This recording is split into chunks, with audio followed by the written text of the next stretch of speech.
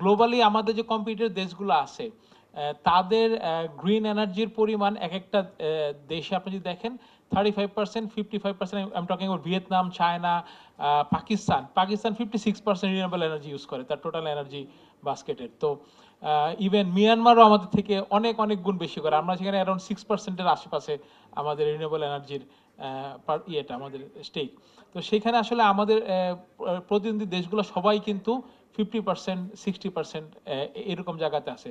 এবং ইউরোপিয়ান বড় বড় বায়ারদের কিন্তু একটা টার্গেটও আছে যে গ্রিন এনার্জির 2030-র ভিতরে একটা জায়গাতে পৌঁছাইতে হবে। তো এই জায়গাতে আমরা অনেকখানি পিছিয়ে আছি এখন।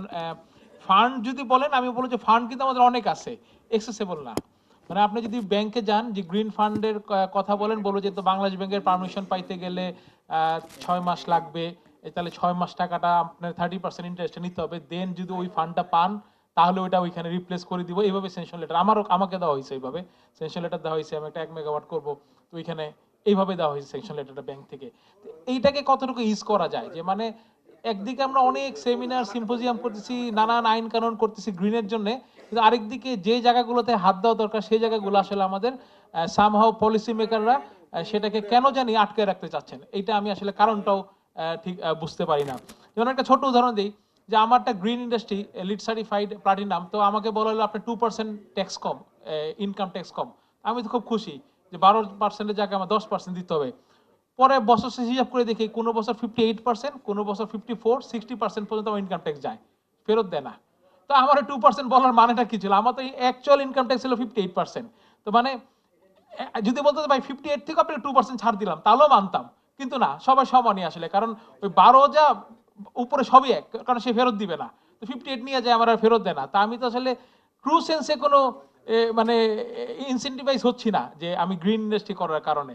বাট দেন এগেইন, এটা যেহেতু বললাম যে এটা আমাদের ফিউচার, এটা আমাদের মানে এটা আমাদের মাস্ট ডু, এটা আমাদের করতেই হবে। তা আমি জাস্ট প্রেজেন্টেশনটা নিয়ে জাস্ট দুই একটা পয়েন্ট একটু বলতে চাই।